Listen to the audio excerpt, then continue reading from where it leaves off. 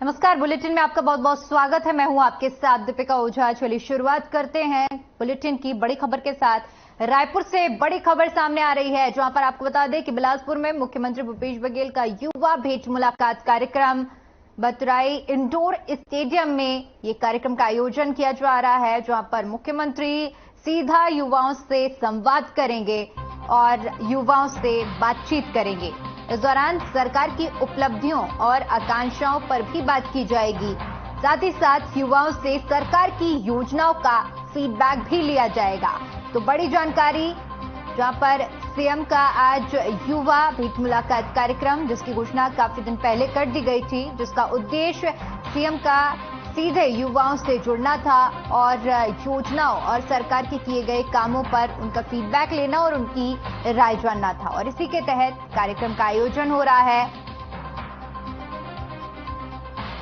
बतराई indoor stadium में कार्यक्रम आयोजित किया जा रहा है।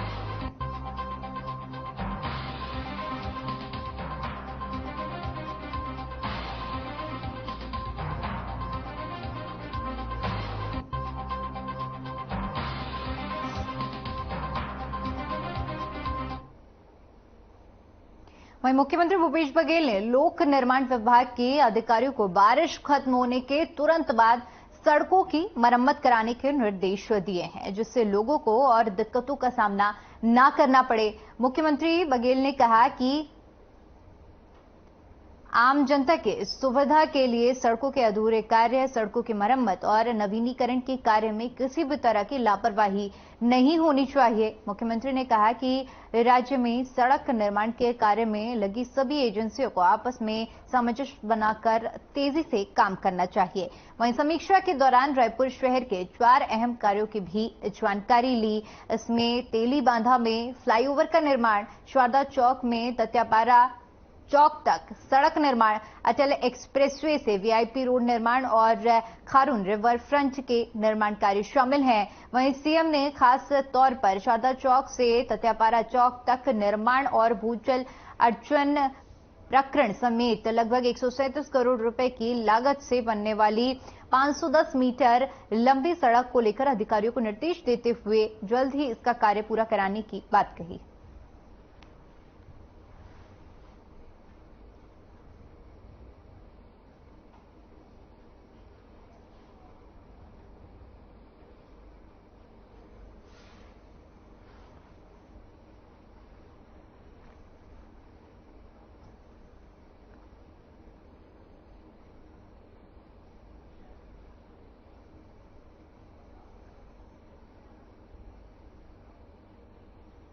खबर अंबिकापुर से है, जहां पर छत्तीसगढ़ के deputy CM TS Singhdeo Ambikapur के ब्रपारा वार्ड के 33 में पहुंचे, जहां पर डिप्टी सीएम ने जनचौपाल के माध्यम से लोगों की समस्याओं को सुना और उसके निजात के उपाय बताए।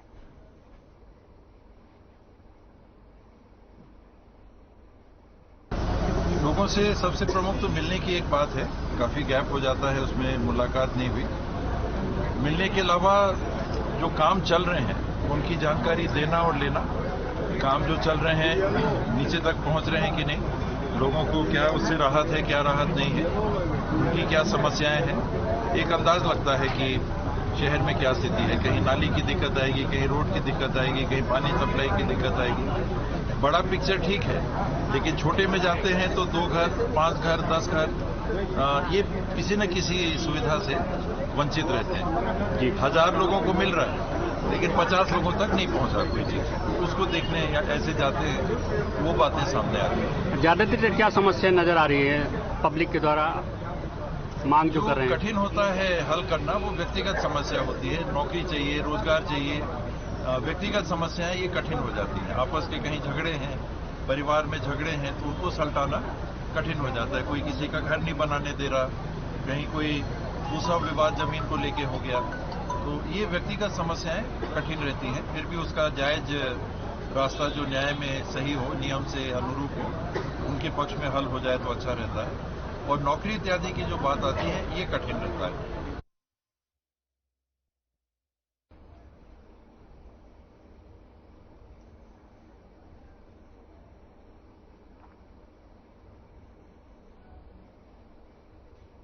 खबर अंबिकापुर से है, जहां पर वर्तमान मेयर अजय तिर्की से हर खबर के संवाददाता ने उनके क्षेत्र में हुए विकास के कार्यों पर खास बातचीत की है। आइए आपको सुनवाते हैं। इसमें सीधे सीधे ये बोलना कि आपके द्वारा, चूंकि निगम एक टीम है और उसमें सभी ने मुझे यहाँ पे बैठाया है, बहुत सारे ऐसे काम जो पेंडिंग थे, जैसे अभी एडमिनिस्ट्रेटिव बिल्डिंग का अभी काम शुरू हो रहा है, आपका बड़ी सब्जी मंडी का काम शुरू हो गया है, बाकी जो अधोसंरचनात्मक जो कार्य है वो तो है ही। अमृत मिशन के काम पूरे हुए, और चूंकि टेस्टिंग पीरियड में है थोड़ी बहुत समस्याएं रहती ही हैं, लेकिन उसको जैसे जैसे जहाँ पे दिक्कतें हो रही हैं उसमें सुधार किया भी जा रहा है। और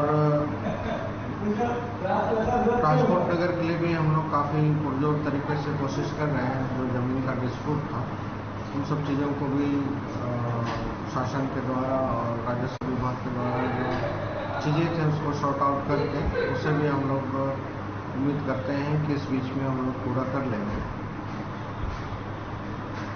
इसी तरीके से और भी जो स्टेडियम का अपग्रेडेशन था, एक बार हम लोगों ने किया भी है, और अभी चूँकि सभी खिलाड़ियों की मांग रही है कि वहाँ पे फ्लड लाइट भी होना चाहिए, वो सारी चीज़ें और अपग्रेडेशन जो है वो पूरा किया जाएगा।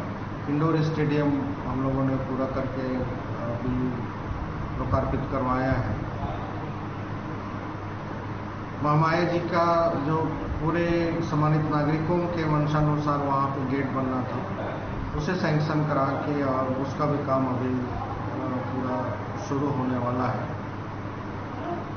लाइट के मामले में जो ESL के माध्यम से जो चेंज किया गया था उसमें दिक्कतें थी, उसको शासन के द्वारा हम लोगों ने निवेदन करके कि निगम को अधिकार दिया जाए, क्योंकि काफ़ी दिक्कतें हो रही हैं। इस तरीके से हम लोगों ने पूरा किया है। तो जो रेगुलर चीज़ें हैं वो तो हो ही रही हैं। 2015 से लेकर अभी तक देखिएगा तो सबसे बड़ी बात कि स्वच्छता के कारण अंबिकापुर को पूरा देश विदेश में लोग जानने लगे। तो ये सब चीज़ें हैं जो सभी ने मिल के और सभी के परिश्रम से हम लोगों ने पूरा किया है। नगर निगम के बिल्डिंग की भी समस्या, जिसमें मुख्यालय नहीं बनाया गया, ऐसा था पहले।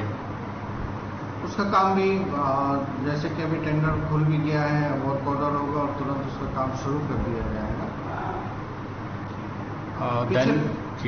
दैनिक वेतन भोगियों में भी कई समस्याएं आते हैं, जिसमें हड़ताल भी किया गया था रेगुलर करने के लिए, पेमेंट नहीं मिलने की शिकायत है। रेगुलराइजेशन का जो सब्जेक्ट है वो तो शासन के लेवल का है, वो शासन के माध्यम से ही कुछ डिसीजन होना है। दूसरा कि नगर निगम अंबिकापुर एक छोटा निकाय है, जहाँ पे कि कोई औद्योगिक क्षेत्र भी नहीं है, सिर्फ हमारे पास दुकानें हैं और जो उन्हीं के माध्यम से जो किराया आता है उसी से हम अपना एस्टेब्लिशमेंट खर्च करते हैं, और जो गैप होता है एस्टेब्लिशमेंट खर्च का वो शासन के द्वारा पूरा किया जाता है। तो जब भी ये दिक्कतें आती हैं हम राज्य शासन से मांग करते हैं और उसके द्वारा ही किया जाता है। बीजेपी कहती है कि हमने पहले ही विकास कर दिया था, अभी वर्तमान में जो नगर निगम है, मेयर है, कमेटी है नगर निगम में, उसमें कोई विकास नहीं किया गया कांग्रेस के माध्यम से। ऐसा विकास सिर्फ कोई कंस्ट्रक्शन कर देना तो विकास नहीं है, और वो भी कंस्ट्रक्शन ऐसा कि जिसकी न राज्य शासन से अनुमति है न राजस्व विभाग से अनुमति है, जिसके कारण हमें अभी तक जो उनके द्वारा जो दुकानें बनाई गई, जो संस्थाएं बनाई गई, वो सारे तो हम लोगों ने आके अभी परमिशन किया है और उसे फिर हम लोकार्पित कराया है। तो कोई काम बिना अनुमति के करने का अधिकार किसी को नहीं है, चाहे कोई भी, क्योंकि जो कोई भी रहता है उसे फिर बाद वालों को काम करने में बहुत दिक्कत भाई हमने कभी ये तो नहीं कहा ना कि आपने कितना यहाँ पे छोड़ के गया या क्या क्या दिक्कतें हुई। हमने तो सीधे सीधे पॉजिटिविटी सोचते हुए कि हम निगम को कैसे सुचारू रूप से रास्ते पर ले आए। बीजेपी शासन के समय में बीजेपी के द्वारा लोन भी लिया गया था निगम को, उससे हम लोगों ने पटाया। ठीक है, वो शासन की एक व्यवस्था है, लेकिन उसके बाद में तो हमें लोन लेने की व्यवस्था करने की जरूरत नहीं पड़ी। तो ये सारी चीजें बिना अनुमति के या राज्य शासन के जो नियम में अधिनियम निहित है, उसके बगैर हम करेंगे तो कहीं ना कहीं जाके तो दिक्कतें आएंगी ही। काम नगर में मवेशी बहुत घूमते हैं, देखते हैं एक्सीडेंट भी हो रहे हैं, तो उस पर क्या कार्रवाई हो रही है? देखिए, हम बार बार और समय समय पर सम्मानित नागरिकों से अपील भी करते रहे हैं कि हम अपने पशुओं को अपने घर पे रखें, या फिर चराई के लिए कहीं पे जाते हैं तो उसको व्यवस्थित तरीके से चराई करके फिर अपने घर पे व्यवस्थित रखें। क्योंकि सड़क पे रहते हैं, दुर्घटनाएं होती हैं, किसी की मृत्यु होती है, उससे उस दुख का आभास है। मैं हमेशा यही अपील करता रहा हूं, क्योंकि अगर सभी अपने पशुओं को छोड़ेंगे तो कितना भी बड़ा निकाय हो, मुझे नहीं लगता कि इतने सारे कांजी हाउस बना पाएगा, ना ही इतना बड़ा बना पाएगा कि सारे मवेशियों को आप पकड़ के वहां पे व्यवस्थित तरीके से रख पाए। तो ये हमारी पर्सनल जिम्मेदारी है, गौ सेवकों की, गौपालकों की पर्सनल जिम्मेदारी है कि उसे व्यवस्थित रखें। यहाँ आपका गौ आश्रम भी बनाया गया है, खास तौर पर आज विजिट भी किए थे, बहुत अच्छा है, उस पर क्या कहना है आपका? पूरी कोशिश करते हैं कि अगर हम जो रास्ते में या रोड पे बैठे हुए जो मवेशी हमें मिलते हैं, उसे हम काली हाउस में कैपेसिटी के अनुसार रखते हैं और चारा पानी और इन सब चीज़ों की व्यवस्था करते हैं। और ये हमारे समय में ही उसका भी अपग्रेडेशन हुआ है, उसको व्यवस्थित तरीके से बनवाया गया है। लेकिन मैंने कहा कि इतने मवेशी हैं कि संभव ही नहीं कि हम सबको काली हाउस में रखें। अभी शहरी गोठान और सुभाष नगर में भी बनने वाला है, तो कुछ और व्यवस्था हम और दे पाएंगे। लेकिन उसके बावजूद मैं सम्मानित नागरिकों से अपील करूंगा कि उसे व्यवस्थित अपनी जिम्मेदारी लेके चलें। कांग्रेस की सरकार बनने के बाद छत्तीसगढ़ में महिलाओं के प्रति अपराधों में कमी आई है। प्रदेश कांग्रेस संचार विभाग के अध्यक्ष सुशील आनंद ने कहा कि भूपेश राज में महिलाओं के लिए उनके जीवन जीने के लिए ज्यादा सुरक्षित माहौल बना है। छत्तीसगढ़ की छवि खराब करने और अपनी गलतियों को छुपाने के लिए छत्तीसगढ़ के खिलाफ सुनियोजित दुष्प्रचार केंद्र की मोदी सरकार कर रही है। मणिपुर में शांति की स्थापना में बीजेपी सरकार की असफलता और नकारापन उजागर होने के बाद प्रधानमंत्री नरेंद्र मोदी छत्तीसगढ़ को बदनाम करने की नियत से झूठे मनगढ़ंत आरोप लगाकर तथ्यों को तोड़ मरोड़ा जा रहा है। प्रदेश कांग्रेस संचार विभाग के अध्यक्ष सुशील आनंद शुक्ला ने कहा कि बीजेपी छत्तीसगढ़ ने राजनीतिक लड़ाई नहीं लड़ पा रही है, इसलिए मोदी सरकार सरकारी एजेंसियों का दुरुपयोग कर रही है।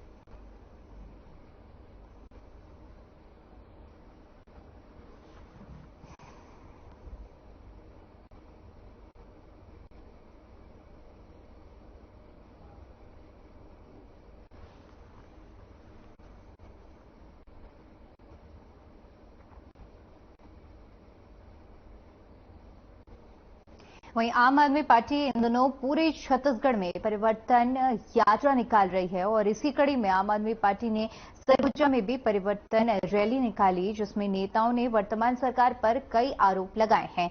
इस परिवर्तन रैली को लेकर जितेंद्र मिश्रा, जो कि महामंत्री प्रदेश कांग्रेस कमेटी छत्तीसगढ़, सदस्य महापौर परिषद नगर पालिका निगम अंबिकापुर ने अपनी प्रतिक्रिया दी है।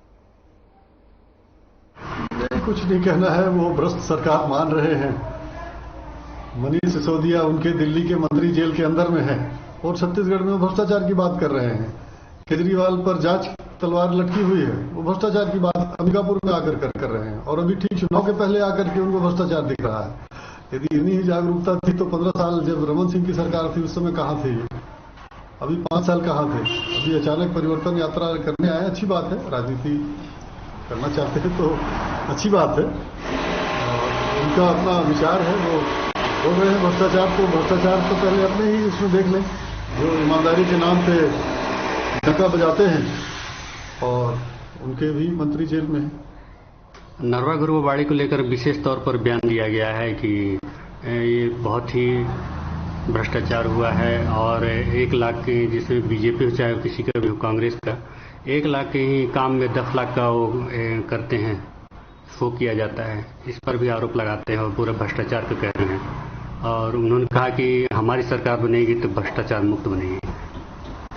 देखिए, राजनीति में जो इस तरह की बातें करते हैं वो मैं कहूंगा कि वो एक फैशन के तहत मानसिक रोग से ग्रसित रहते हुए लोग ऐसी बातें करते हैं। धरातल में सही पूछे तो उनकी जानकारी ही नहीं है, उनको पता ही नहीं है कि नरवा गुरुआ भारी जो छत्तीसगढ़ सरकार की जो 4 चिन्हारी छत्तीसगढ़ की अस्मिता की बात है और छत्तीसगढ़ के गांव कृषक किसान मजदूर से इससे उनको कितना लाभ हुआ है, क्या आंकड़े हैं, तथ्यों के आधार पर इनकी बातें नहीं है। ये हवाई कुछ भी आरोप लगाना है तो उस तरह की बातें कर रहे हैं, तो उनके मानसिक दिवालियापन का ये द्योतक है। हाँ, यदि वो आंकड़े रख करके बात करते और तथ्य कुछ रखते तो उस पर कुछ जवाब दिया जा सकता था, लेकिन वो सिर्फ सतही बातें हैं, इनको तथ्यों की कोई जानकारी नहीं। चलिए रुक करते हैं अगली खबर का, जो कि अंबिकापुर से है, जहां पर शंकर भवन सरगुजा में बीजेपी ने प्रेस वार्ता का आयोजन किया। प्रेस वार्ता में खासतौर पर पूर्व सांसद कमलभान सिंह, माधवी मेजर अनिल सिंह और पूर्व मेयर अंबिकापुर प्रबोध मिज, बीजेपी जिलाध्यक्ष ललन प्रताप सिंह और अध्यक्ष अंबिकापुर मधुसूदन शुक्ला, बीजेपी मीडिया प्रभारी रूपेश दुबे समेत संतोष दास शामिल हुए।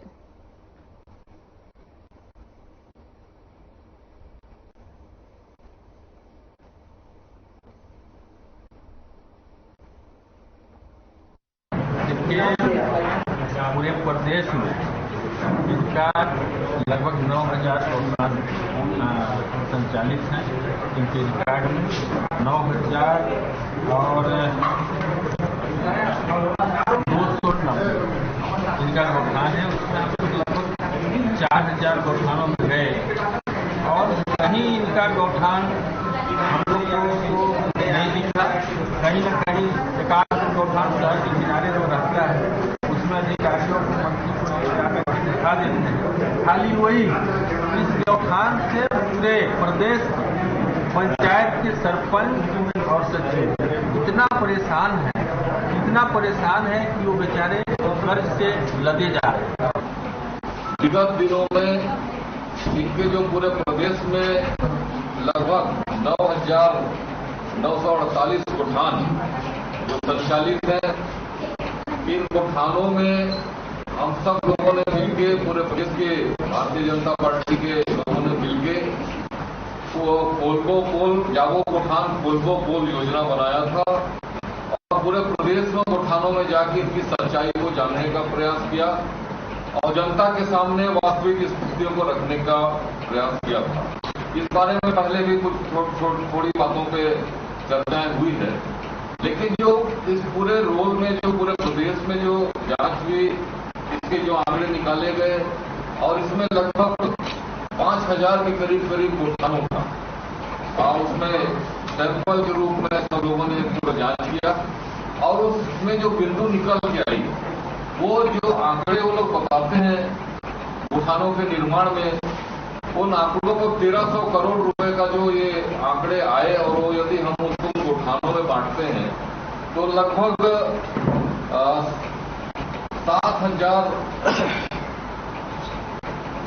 1765 करोड़ रुपए का जो इनका खर्च हुए हैं पैसा उसको बनाने में, तो एक गौठान में लगभग एवरेज निकलता 19 लाख रुपए।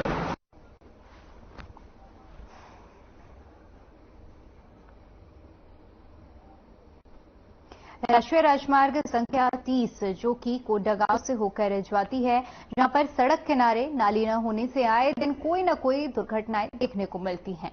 स्थानीय नागरिकों द्वारा क्षेत्र के जनप्रतिनिधि से भी इस संबंध में कई बार शिकायत की गई है, पर समस्या रस की तक बनी हुई है। समय रहते नाली की समस्या को सुधारा नहीं गया तो बड़ी दुर्घटना हो सकती है।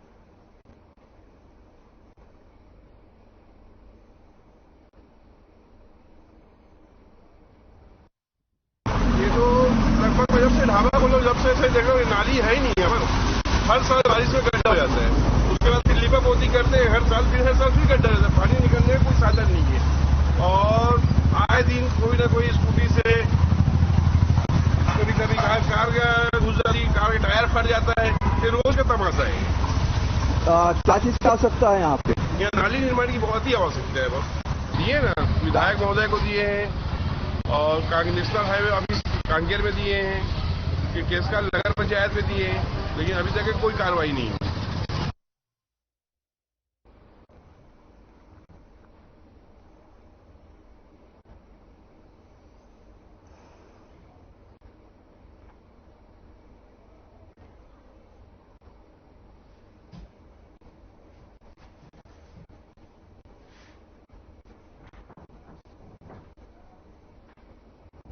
वहीं धर्मजयगढ़ थाना इलाके में चोर इस वक्त चुस्त दुरुस्त नजर आ रहे हैं, तो वहीं पुलिस सुस्त दिखाई दे रही है। बता दें कि 1 महीने से कम समय में अज्ञात चोर शहर में चोरी की 4 वारदातों को अंजाम दे चुके हैं। कहीं चोर दर्जनों बकरियों को पार कर रहे हैं, तो कहीं मीना बाजार से खड़ी बाइक को चोर बड़ी आसानी से लेकर निकल जा रहे हैं। बता दें कि चोर मंदिर से चांदी का मुकुट और दान पेटी चुराकर दिन दहाड़े फरार हो गए।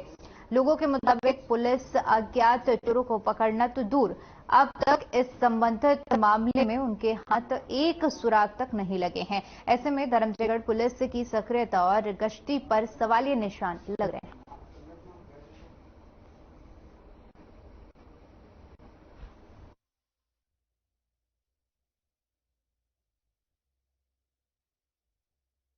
अगले सोमवार को दान पेटी और बैटरी उसमें तो पुलिस लोग आए थे और पूरा समिति आए थे, पुलिस लोग भी आए थे। तो शिकायत हो गया उनका वहीं पे। तो उसके बाद ना पुलिस आया ना कुछ आया, ना यहाँ का कोई रहने वाले को भी पूछताछ भी नहीं किया कि कौन रहते हो दिन रात में, कौन नहीं रहते हो, वो पूछताछ भी पुलिस नहीं किया। अब यहीं पे फिर एक तो बस्ती घुसा था, वो चोर को पकड़ लिए हैं, पहचान लिए थे और चोर भी अभी उसको भी पकड़े थे उसको उसी दिन जो दिन दान पेटी टूटा उसी दिन। तो चोर को हम बस्ती वाला आया, वो बाबा ये हमारे घर में घुसा हुआ था रात को 4 बजे, यहाँ का चोरी है 2 बजे। तो उसको भी वो पुलिस लोग बोले कि उठाएंगे, उसको भी नहीं उठाया। फिर कल रात को जो है ना बकरी को 12 मूल को चोरी कर लिए और वो हम लोगों को स्प्राइट की क्या कहते हैं वो मार दिया। हम लोग बेहोश हो गए थे, पूरा हम लोगों को उठने का मन नहीं कर सकता।